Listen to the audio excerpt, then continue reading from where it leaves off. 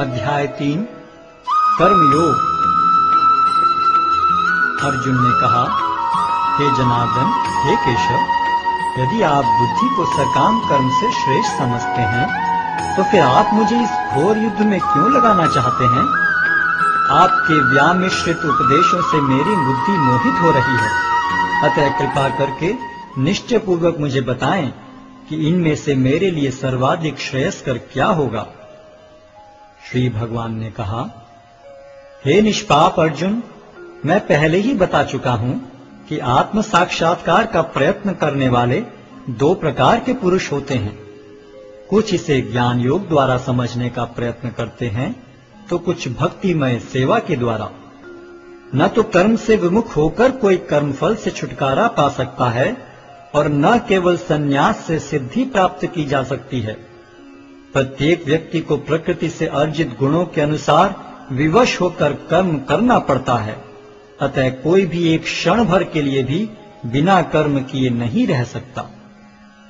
जो कर्म इंद्रियों को वश में तो करता है, किंतु जिसका मन इंद्रिय विषयों का चिंतन करता रहता है, वह निश्चित रूप से स्वयं को धोखा देता है और मिथ्याचारी कहलाता है।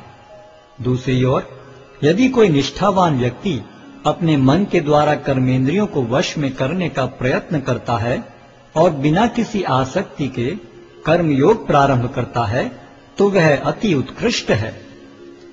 अपना नियत कर्म करो, क्योंकि कर्म न करने की अपेक्षा कर्म करना श्रेष्ठ है। कर्म के बिना तो शरीर निर्वाह भी नहीं हो सकता।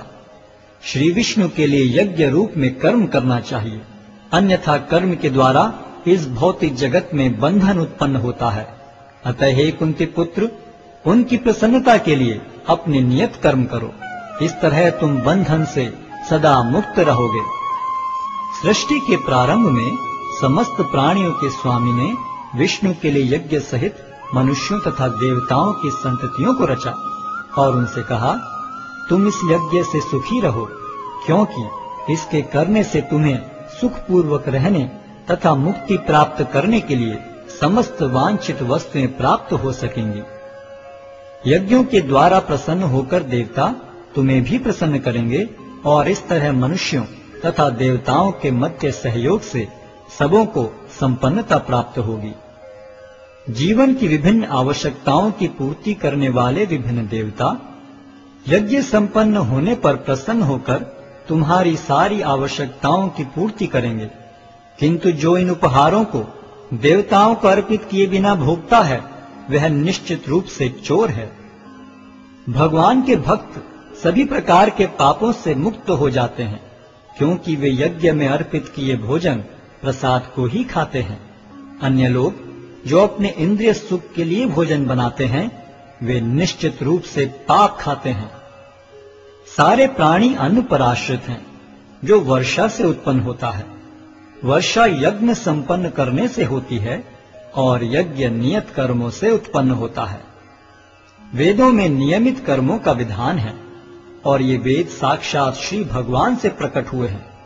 फलतः सर्वव्यापी ब्रह्म यज्ञ कर्मों में सदा स्थित रहता है। हे प्रिय अर्जुन, जो मानव जीवन में इस प्रकार वेदों द्वारा स्थापित यज्ञ चक्र का पालन नहीं करता, वह निश्चय ही पाप में जीवन व्यतीत करता है। ऐसा व्यक्ति केवल इंद्रियों की तुष्टि के लिए व्यर्थ ही जीवित रहता है। किंतु जो व्यक्ति आत्मा में ही आनंद लेता है तथा जिसका जीवन आत्म साक्षात्कार युक्त है और जो अपने में ही पूर्णतया संतुष्ट रहता है, उसके लिए कुछ कारणीय कर्तव्य नहीं होता। स्वरूप सिद्ध व्यक्ति के लिए न तो अपने नियत कर्मों को करने की आवश्यकता रह जाती है, न ऐसा कर्म न करने का कोई कारण ही रह जाता है। उसे किसी अन्य जीव पर निर्भर रहने की आवश्यकता भी नहीं रह जाती। अतः कर्म फल में आसक्त हुए बिना मनुष्य को अपना कर्तव्य समझकर निरंतर कर्म करते रहना चाहिए, क्योंकि अनासक्त होकर कर्म करने से उसे पर ब्रह्म की प्राप्ति होती है। जनक जैसे राजाओं ने केवल नियत कर्मों को करने से ही सिद्धि प्राप्त की। अतः सामान्य जनों को शिक्षित करने की दृष्टि से तुम्हें कर्म करना चाहिए। महापुरुष जो जो आचरण करता है, सामान्य व्यक्ति उसी का अनुसरण करते हैं। वह अपने अनुसरणीय कार्यों से जो आदर्श प्रस्तुत करता है, संपूर्ण विश्व उसका अनुसरण करता है। हे प्रथापुत्र, तीनों लोकों में मेरे लिए कोई भी कर्म नियत नहीं है। न मुझे किसी वस्तु का अभाव है और न आवश्यकता ही है, तो भी मैं नियत कर्म करने में तत्पर रहता हूँ। क्योंकि यदि मैं नियत कर्मों को सावधानी पूर्वक न करूं, तो हे पार्थ, यह निश्चित है कि सारे मनुष्य मेरे पथ का ही अनुगमन करेंगे। यदि मैं नियत कर्म न करूं, तो ये सारे लोग नष्ट हो जाएंगे। तब मैं अवांछित जन समुदाय को उत्पन्न करने का कारण हो जाऊंगा और इस तरह संपूर्ण प्राणियों की शांति का विनाशक बनूंगा। जिस प्रकार अज्ञानी जन फल की आसक्ति से कार्य करते हैं, उसी तरह विद्वान जनों को चाहिए कि वे लोगों को उचित पथ पर ले जाने के लिए अनासक्त रहकर कार्य करें। विद्वान व्यक्ति को चाहिए कि वह सकाम कर्मों में आसक्त अज्ञानी पुरुषों को कर्म करने से रोके नहीं, ताकि उनके मन विचलित न हो, अपितु भक्ति भाव से कर्म करते हुए वह उन्हें सभी प्रकार के कार्यों में लगाएं, जिससे कृष्ण भावनामृत का क्रमिक विकास हो। जीवात्मा अहंकार के प्रभाव से मोहग्रस्त होकर अपने आप को समस्त कर्मों का कर्ता मान बैठता है, जबकि वास्तव में वे प्रकृति के तीनों गुणों द्वारा संपन्न किए जाते हैं। हे महाबाहो, भक्ति भाव में कर्म तथा सकाम कर्म के भेद को भली भांति जानते हुए जो परम सत्य को जानने वाला है, वह कभी भी अपने आप को इंद्रियों में तथा इंद्रिय तृप्ति में नहीं लगाता। माया के गुणों से मोहग्रस्त होने पर अज्ञानी पुरुष पूर्णतया भौतिक कार्यों में संलग्न रहकर उनमें आसक्त हो जाते हैं। यद्यपि उनके ये कार्य उनमें ज्ञानाभाव के कारण अधम होते हैं, किंतु ज्ञानी को चाहिए कि उन्हें विचलित न करे। अतः हे अर्जुन, अपने सारे कार्यों को मुझ में समर्पित करके मेरे पूर्ण ज्ञान से युक्त होकर लाभ की आकांक्षा से रहित, स्वामित्व के किसी दावे के बिना तथा आलस्य से रहित होकर युद्ध करो। जो व्यक्ति मेरे आदेशों के अनुसार अपना कर्तव्य करते रहते हैं और ईर्ष्या रहित होकर इस उपदेश का श्रद्धा पूर्वक पालन करते हैं, वे सकाम कर्मों के बंधन से मुक्त हो जाते हैं।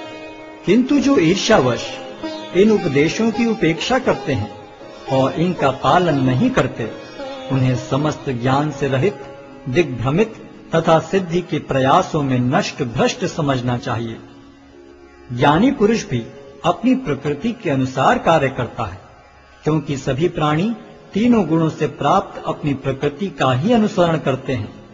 भला दमन से क्या हो सकता है? प्रत्येक इंद्रिय तथा उसके विषय से संबंधित राग द्वेष को व्यवस्थित करने के नियम होते हैं। मनुष्य को ऐसे राग तथा द्वेष के वशीभूत नहीं होना चाहिए, क्योंकि ये आत्म साक्षात्कार के मार्ग में अवरोधक हैं। अपने नियत कर्मों को दोषपूर्ण ढंग से संपन्न करना भी अन्य के कर्मों को भली भांति करने से श्रेयस्कर है। स्वीय कर्मों को करते हुए मरना पराये कर्मों में प्रवृत्त होने की अपेक्षा श्रेष्ठतर है, क्योंकि अन्य किसी के मार्ग का अनुसरण भयावह होता है। अर्जुन ने कहा, हे वृष्णिवंशी, मनुष्य न चाहते हुए भी पाप कर्मों के लिए प्रेरित क्यों होता है? ऐसा लगता है कि उसे बलपूर्वक उनमें लगाया जा रहा हो। श्री भगवान ने कहा, हे अर्जुन, इसका कारण रजोगुण के संपर्क से उत्पन्न काम है, जो बाद में क्रोध का रूप धारण करता है और जो इस संसार का सर्वभक्षी पापी शत्रु है। जिस प्रकार अग्नि धुएं से, दर्पण धूल से अथवा भ्रूण गर्भाशय से आवृत रहता है, उसी प्रकार जीवात्मा इस काम की विभिन्न मात्राओं से आवृत रहता है। इस प्रकार ज्ञान में जीवात्मा की शुद्ध चेतना उसके काम रूपी नित्य शत्रु से ढकी रहती है, जो कभी भी तुष्ट नहीं होता और अग्नि के समान जलता रहता है। इंद्रियां, मन तथा बुद्धि इस काम के निवास स्थान हैं। इनके द्वारा यह काम जीवात्मा के वास्तविक ज्ञान को ढककर उसे मोहित कर लेता है। इसलिए हे भरतवंशियों में श्रेष्ठ अर्जुन, प्रारंभ में ही इंद्रियों को वश में करके इस पाप के महान प्रतीक काम का दमन करो और ज्ञान तथा आत्म साक्षात्कार के इस विनाशकर्ता का वध करो। कर्मेंद्रियां जड़ पदार्थों की अपेक्षा श्रेष्ठ हैं। मन इंद्रियों से बढ़कर है, बुद्धि मन से भी उच्च है और वह आत्मा बुद्धि से भी बढ़कर है। इस प्रकार हे महाबाहु अर्जुन, अपने आप को भौतिक इंद्रियों, मन तथा बुद्धि से परे जानकर और मन को सावधान आध्यात्मिक बुद्धि से स्थिर करके आध्यात्मिक शक्ति द्वारा इस काम रूपी दुर्जय शत्रु को जीतो। अध्याय 4 दिव्य ज्ञान। भगवान श्री कृष्ण ने कहा, मैंने इस अमर योग विद्या का उपदेश सूर्यदेव विवस्वान को दिया और विवस्वान ने मनुष्यों के पिता मनु को उपदेश दिया और मनु ने इसका उपदेश इक्ष्वाकु को दिया। आज मेरे द्वारा वही यह प्राचीन योग यानी परमेश्वर के साथ अपने संबंध का विज्ञान तुमसे कहा जा रहा है, क्योंकि तुम मेरे भक्त तथा मित्र हो। अतः तुम इस विज्ञान के दिव्य रहस्य को समझ सकते हो। इस प्रकार यह परम विज्ञान गुरु परंपरा द्वारा प्राप्त किया गया और राज ऋषियों ने इसी विधि से इसे समझा, किंतु कालक्रम में यह परंपरा छिन्न हो गई। अतः यह विज्ञान यथारूप में लुप्त हो गया लगता है। अर्जुन ने कहा, सूर्यदेव विवस्वान आपसे पहले हो चुके हैं, तो फिर मैं कैसे समझूं कि प्रारंभ में भी आपने उन्हें इस विद्या का उपदेश दिया था। श्री भगवान ने कहा, तुम्हारे तथा मेरे अनेकानेक जन्म हो चुके हैं। मुझे तो उन सब का स्मरण है, किंतु हे परम तप, तुम्हें उनका स्मरण नहीं रह सकता है।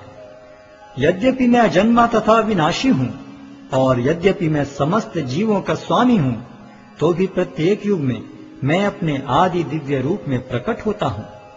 हे भरतवंशी, जब भी और जहाँ भी धर्म का पतन होता है और अधर्म की प्रधानता होने लगती है, तब तब मैं अवतार लेता हूँ। भक्तों का उद्धार करने, दुष्टों का विनाश करने तथा धर्म की फिर से स्थापना करने के लिए मैं हर युग में प्रकट होता हूँ। हे अर्जुन, जो मेरे आविर्भाव तथा कर्मों की दिव्य प्रकृति को जानता है, वह इस शरीर को छोड़ने पर इस भौतिक संसार में पुनः जन्म नहीं लेता, अपितु मेरे सनातन धाम को प्राप्त होता है। आसक्ति, भय तथा क्रोध से मुक्त होकर मुझ में पूर्णतया तन्मय होकर और मेरी शरण में आकर बहुत से व्यक्ति भूतकाल में मेरे ज्ञान से पवित्र हो चुके हैं। इस प्रकार से उन सबों ने मेरे प्रति दिव्य प्रेम को प्राप्त किया है। जिस भाव से सारे लोग मेरी शरण ग्रहण करते हैं, उसी के अनुरूप मैं उन्हें फल देता हूँ। हे पार्थ, प्रत्येक व्यक्ति सभी प्रकार से मेरे पथ का अनुगमन करता है। इस संसार में मनुष्य सकाम कर्मों में सिद्धि चाहते हैं, फलस्वरूप वे देवताओं की पूजा करते हैं। निस्संदेह संसार में मनुष्य को सकाम कर्म का फल शीघ्र प्राप्त होता है। प्रकृति के तीनों गुणों और उनसे संबद्ध कर्म के अनुसार मेरे द्वारा मानव समाज के 4 विभाग रचे गए। यद्यपि मैं इस व्यवस्था का सृष्टा हूँ, किंतु तुम यह जान लो कि मैं इतने पर भी अव्यय अकर्ता हूँ। मुझ पर किसी कर्म का प्रभाव नहीं पड़ता, न ही मैं कर्म फल की कामना करता हूँ। जो मेरे संबंध में सत्य को जानता है, वह भी कर्मों के फल के पाश में नहीं बंधता। प्राचीन काल में समस्त मुक्त आत्माओं ने मेरी दिव्य प्रकृति को जान करके ही कर्म किया। अतः तुम्हें चाहिए कि उनके पद चिन्हों का अनुसरण करते हुए अपने कर्तव्य का पालन करो। कर्म क्या है और अकर्म क्या है, इसे निश्चित करने में बुद्धिमान व्यक्ति भी मोहग्रस्त हो जाते हैं।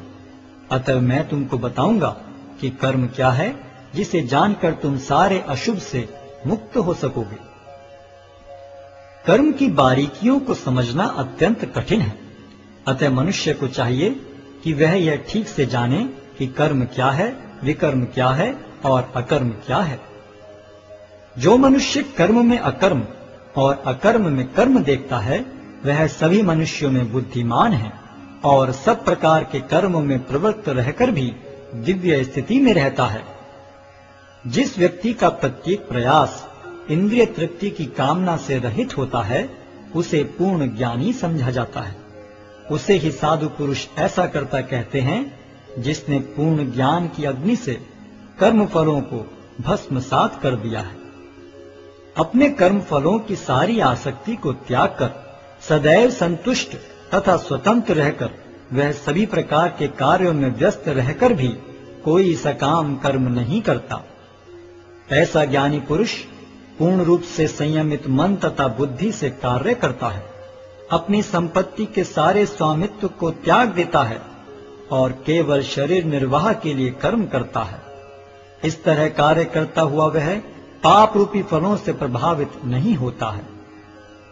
जो स्वतः होने वाले लाभ से संतुष्ट रहता है, जो द्वंद्व से मुक्त है और ईर्ष्या नहीं करता, जो सफलता तथा असफलता दोनों में स्थिर रहता है, वह कर्म करता हुआ भी कभी बंधता नहीं। जो पुरुष प्रकृति के गुणों के प्रति अनासक्त है और जो दिव्य ज्ञान में पूर्णतया स्थित है, उसके सारे कर्म ब्रह्म में लीन हो जाते हैं। जो व्यक्ति कृष्ण भावनामृत में पूर्णतया लीन रहता है, उसे अपने आध्यात्मिक कर्मों के योगदान के कारण अवश्य ही भगवत धाम की प्राप्ति होती है, क्योंकि उसमें हवन आध्यात्मिक होता है और हवि भी आध्यात्मिक होती है। कुछ योगी विभिन्न प्रकार के यज्ञों द्वारा देवताओं की भली भांति पूजा करते हैं और कुछ परब्रह्म रूपी अग्नि में आहुति डालते हैं। इनमें से कुछ विशुद्ध ब्रह्मचारी श्रवणादि क्रियाओं तथा इंद्रियों को मन के नियंत्रण रूपी अग्नि में स्वाहा कर देते हैं, तो दूसरे लोग इंद्रिय विषयों को इंद्रियों की अग्नि में स्वाहा कर देते हैं। दूसरे जो मन तथा इंद्रियों को वश में करके आत्म साक्षात्कार करना चाहते हैं, संपूर्ण इंद्रियों तथा प्राण वायु के कार्यों को संयमित मन रूपी अग्नि में आहुति कर देते हैं। कठोर व्रत अंगीकार करके कुछ लोग अपनी संपत्ति का त्याग करके कुछ कठिन तपस्या द्वारा, कुछ अष्टांग योग पद्धति के अभ्यास द्वारा अथवा दिव्य ज्ञान में उन्नति करने के लिए वेदों के अध्ययन द्वारा प्रबुद्ध बनते हैं। अन्य लोग भी हैं जो समाधि में रहने के लिए श्वास को रोके रहते हैं। वे अपान में प्राण को और प्राण में अपान को रोकने का अभ्यास करते हैं और अंत में प्राण अपान को रोककर समाधि में रहते हैं। अन्य योगी कम भोजन करके प्राण की प्राण में ही आहुति देते हैं। ये सभी यज्ञ करने वाले यज्ञों का अर्थ जानने के कारण पाप कर्मों से मुक्त हो जाते हैं और यज्ञों के फल रूपी अमृत को चखकर परम दिव्य आकाश की ओर बढ़ते जाते हैं। हे कुरुश्रेष्ठ, जब यज्ञ के बिना मनुष्य इस लोक में या तो इस जीवन में ही सुखपूर्वक नहीं रह सकता, तो फिर अगले जन्म में कैसे रह सकेगा। ये विभिन्न प्रकार के यज्ञ वेद सम्मत हैं और ये सभी विभिन्न प्रकार के कर्मों से उत्पन्न हैं। इन्हें इस रूप में जानने पर तुम मुक्त हो जाओगे। हे परम तप, द्रव्य यज्ञ से ज्ञान यज्ञ श्रेष्ठ है। हे पार्थ, अंततो गत्वा सारे कर्म यज्ञों का अवसान दिव्य ज्ञान में होता है। तुम गुरु के पास जाकर सत्य को जानने का प्रयास करो, उनसे विनीत होकर जिज्ञासा करो और उनकी सेवा करो। स्वरूप सिद्ध व्यक्ति तुम्हें ज्ञान प्रदान कर सकते हैं, क्योंकि उन्होंने सत्य का दर्शन किया है। स्वरूप सिद्ध व्यक्ति से वास्तविक ज्ञान प्राप्त कर चुकने पर तुम पुनः कभी ऐसे मोह को प्राप्त नहीं होगे, क्योंकि इस ज्ञान के द्वारा तुम देख सकोगे कि सभी जीव परमात्मा के अंश स्वरूप हैं, अर्थात वे सब मेरे हैं। यदि तुम्हें समस्त पापियों में भी सर्वाधिक पापी समझा जाए, तो भी तुम दिव्य ज्ञान रूपी नाव में स्थित होकर दुख सागर को पार करने में समर्थ होगे। जैसे प्रज्वलित अग्नि ईंधन को भस्म कर देती है, उसी तरह हे अर्जुन, ज्ञान रूपी अग्नि भौतिक कर्मों के समस्त फलों को जला डालती है। इस संसार में दिव्य ज्ञान के समान कुछ भी उदात्त तथा शुद्ध नहीं है। ऐसा ज्ञान समस्त योग का परिपक्व फल है। जो व्यक्ति भक्ति में सिद्ध हो जाता है, वह यथा समय अपने अंतर में इस ज्ञान का आस्वादन करता है। जो श्रद्धालु दिव्य ज्ञान में समर्पित हैं और जिसने इंद्रियों को वश में कर लिया है, वह इस ज्ञान को प्राप्त करने का अधिकारी है और इसे प्राप्त करते ही वह तुरंत आध्यात्मिक शांति को प्राप्त होता है। किंतु जो अज्ञानी तथा श्रद्धा विहीन व्यक्ति शास्त्रों में संदेह करते हैं, वे भगवत भावनामृत नहीं प्राप्त करते, अपितु नीचे गिर जाते हैं। संशयात्मा के लिए न तो इस लोक में न ही परलोक में कोई सुख है। जो व्यक्ति अपने कर्म फलों का परित्याग करते हुए भक्ति करता है और जिसके संशय दिव्य ज्ञान द्वारा विनष्ट हो चुके हैं, वही वास्तव में आत्मपरायण है। हे धनंजय, वह कर्मों के बंधन से नहीं बंधता। अतएव तुम्हारे हृदय में अज्ञान के कारण जो संशय उठे हैं, उन्हें ज्ञान रूपी शस्त्र से काट डालो। हे भारत, तुम योग से समन्वित होकर खड़े हो और युद्ध करो।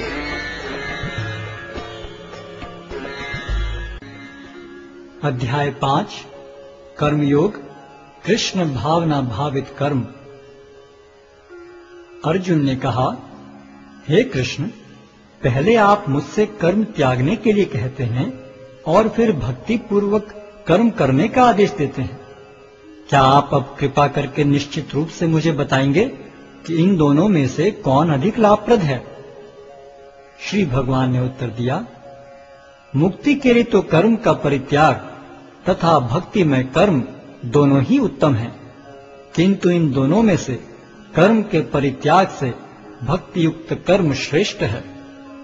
जो पुरुष न तो कर्म फलों से घृणा करता है और न कर्म फल की इच्छा करता है, वह नित्य सन्यासी जाना जाता है। हे महाबाहु अर्जुन, ऐसा मनुष्य समस्त द्वंद्वों से रहित होकर बहुबंधन को पार कर पूर्णतया मुक्त हो जाता है। अज्ञानी ही भक्ति को भौतिक जगत के विश्लेषणात्मक अध्ययन से भिन्न कहते हैं। जो वस्तुतः ज्ञानी हैं, वे कहते हैं कि जो इनमें से किसी एक मार्ग का भली भांति अनुसरण करता है, वह दोनों के फल प्राप्त कर लेता है। जो यह जानता है कि विश्लेषणात्मक अध्ययन द्वारा प्राप्त स्थान भक्ति द्वारा भी प्राप्त किया जा सकता है, और इस तरह जो सांख्य योग तथा भक्ति योग को एक समान देखता है, वही वस्तुओं को यथारूप में देखता है। भक्ति में लगे बिना केवल समस्त कर्मों का परित्याग करने से कोई सुखी नहीं बन सकता, परंतु भक्ति में लगा हुआ विचारवान व्यक्ति शीघ्र ही परमेश्वर को प्राप्त कर लेता है। जो भक्ति भाव से कर्म करता है, जो विशुद्ध आत्मा है और अपने मन तथा इंद्रियों को वश में रखता है, वह सबों को प्रिय होता है और सभी लोग उसे प्रिय होते हैं। ऐसा व्यक्ति कर्म करता हुआ भी कभी नहीं बंधता। दिव्य भावनामृत युक्त पुरुष देखते, सुनते, स्पर्श करते, सूंघते, खाते, चलते फिरते, सोते तथा श्वास लेते हुए भी अपने अंतर में सदैव यही जानता रहता है कि वास्तव में वह कुछ भी नहीं करता। बोलते, त्यागते, ग्रहण करते या आंखें खोलते बंद करते हुए भी वह यह जानता रहता है कि भौतिक इंद्रियां अपने अपने विषयों में प्रवृत्त है और वह इन सब से पृथक है। जो व्यक्ति कर्म फलों को परमेश्वर को समर्पित करके आसक्ति रहित होकर अपना कर्म करता है, वह पाप कर्मों से उसी प्रकार अप्रभावित रहता है जिस प्रकार कमल पत्र जल से अस्पृश रहता है।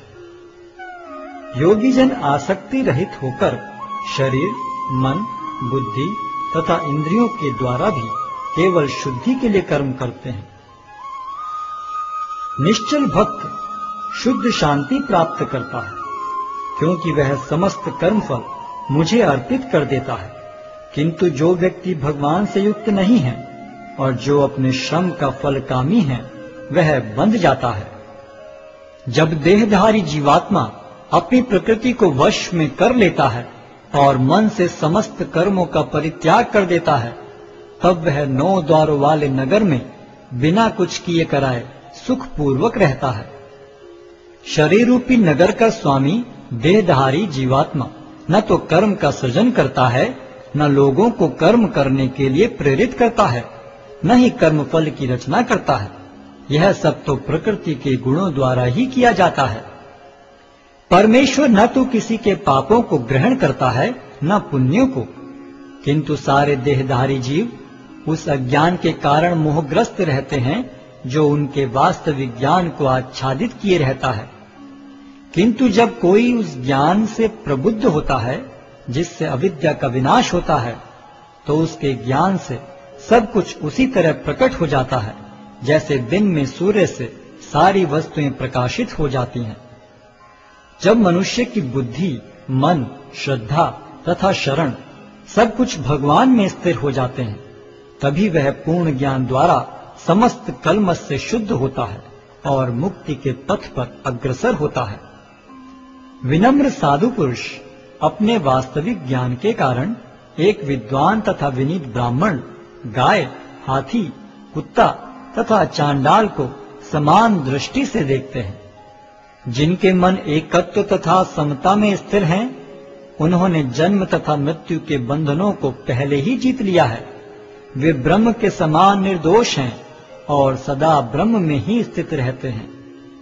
जो न तो प्रिय वस्तु को पाकर हर्षित होता है और न अप्रिय को पाकर विचलित होता है, जो स्थिर बुद्धि है, जो मोह रहित है और भगवद विद्या को जानने वाला है, वह पहले से ही ब्रह्म में स्थित रहता है। ऐसा मुक्त पुरुष भौतिक इंद्रिय सुख की ओर आकृष्ट नहीं होता, अपितु सदैव समाधि में रहकर अपने अंतर में आनंद का अनुभव करता है।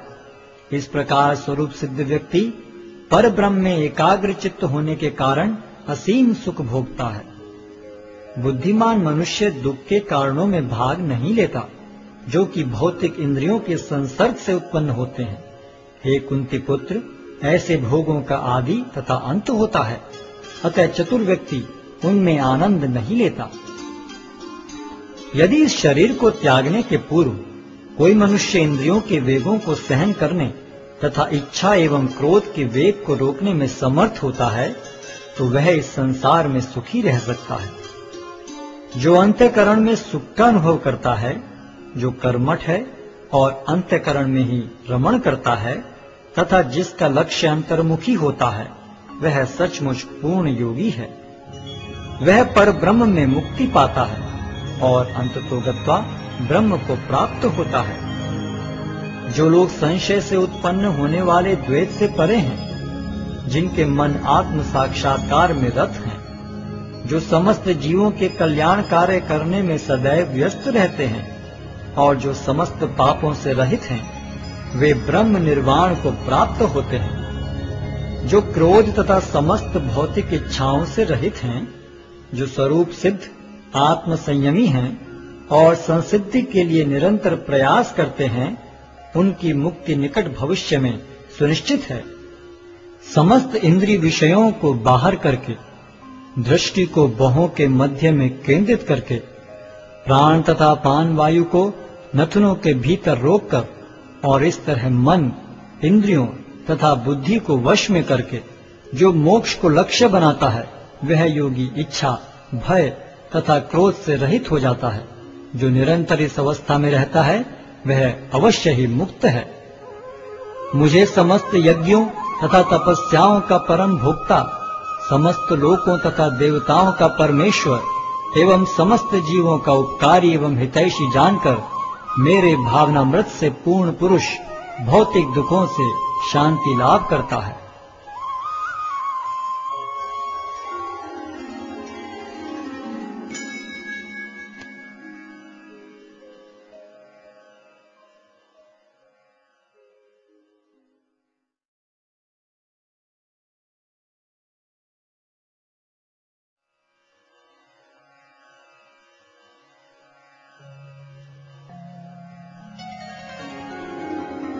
अध्याय 6 ध्यान योग।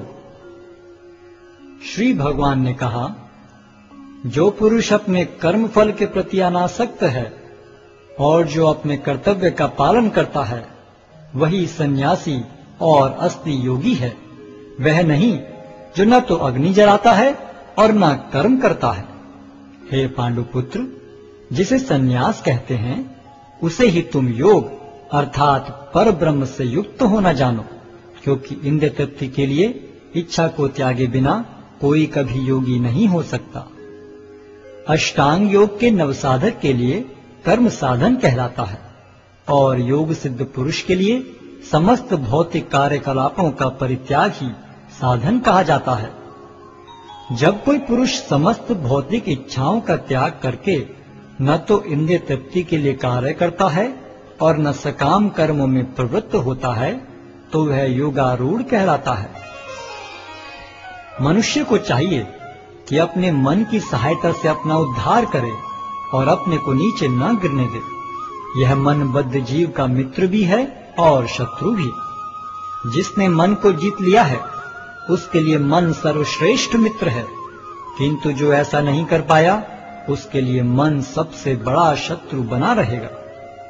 जिसने मन को जीत लिया है उसने पहले ही परमात्मा को प्राप्त कर लिया है, क्योंकि उसने शांति प्राप्त कर ली है। ऐसे पुरुष के लिए सुख दुख, सर्दी गर्मी एवं मान अपमान एक से हैं। वह व्यक्ति आत्म साक्षात्कार को प्राप्त तथा योगी कहलाता है, जो अपने अर्जित ज्ञान तथा अनुभूति से पूर्णतया संतुष्ट रहता है। ऐसा व्यक्ति अध्यात्म को प्राप्त तथा जितेंद्रिय कहलाता है।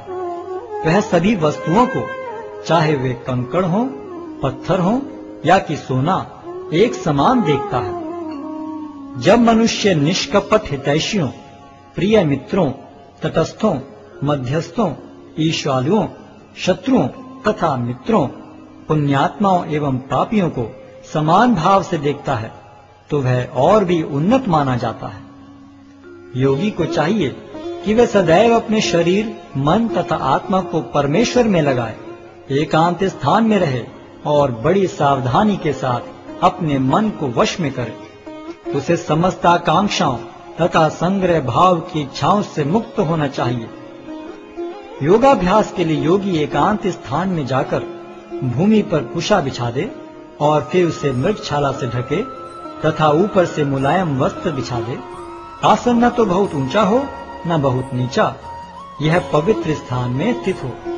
योगी को चाहिए कि इस पर दृढ़ता पूर्वक बैठ जाए और मन, इंद्रियों तथा कर्मों को वश में करते हुए तथा मन को एक बिंदु पर स्थित करके हृदय को शुद्ध करने के लिए योगाभ्यास करे। योगाभ्यास करने वाले को चाहिए कि वह अपने शरीर, गर्दन तथा सिर को सीधा रखे और नाक के अगले सिरे पर दृष्टि लगाए। इस प्रकार वह अविचलित तथा दमित मन से, भय रहित, विषयी जीवन से पूर्णतया मुक्त होकर अपने हृदय में मेरा चिंतन करे और मुझे ही अपना चरम लक्ष्य बनाए। इस प्रकार शरीर, मन तथा कर्म में निरंतर संयम का अभ्यास करते हुए संयमित मन वाले योगी को इस भौतिक अस्तित्व की समाप्ति पर भगवत धाम की प्राप्ति होती है। हे अर्जुन, जो अधिक खाता है या बहुत कम खाता है, जो अधिक सोता है अथवा जो पर्याप्त नहीं सोता, उसके योगी बनने की कोई संभावना नहीं है। जो खाने, सोने, आमोद प्रमोद तथा काम करने की आदतों में नियमित रहता है, वह योगाभ्यास द्वारा समस्त भौतिक क्लेशों को नष्ट कर सकता है। जब योगी योगाभ्यास द्वारा अपने मानसिक कार्यकलापों को वश में कर लेता है और अध्यात्म में स्थित हो जाता है, अर्थात समस्त भौतिक इच्छाओं से रहित हो जाता है, तब वह योग में सुस्थिर कहा जाता है। जिस प्रकार वायु रहित स्थान में दीपक हिलता डुलता नहीं, उसी तरह जिस योगी का मन वश में होता है वह आत्म तत्व के ध्यान में सदैव स्थिर रहता है। सिद्धि की अवस्था में, जिसे समाधि कहते हैं, मनुष्य का मन योगाभ्यास के द्वारा भौतिक मानसिक क्रियाओं से पूर्णतः संयमित हो जाता है। इस सिद्धि की विशेषता यह है कि मनुष्य शुद्ध मन से अपने को देख सकता है और अपने आप में आनंद उठा सकता है। उस आनंदमय स्थिति में वह दिव्य इंद्रियों द्वारा असीम दिव्य सुख में स्थित रहता है। इस प्रकार स्थापित मनुष्य कभी सत्य से विपत नहीं होता और इस सुख की प्राप्ति हो जाने पर वह इससे बड़ा कोई दूसरा लाभ नहीं मानता। ऐसी स्थिति को पाकर मनुष्य बड़ी से बड़ी कठिनाई में भी विचलित नहीं होता। यह निस्संदेह भौतिक संसर्ग से उत्पन्न होने वाले समस्त दुखों से वास्तविक मुक्ति है।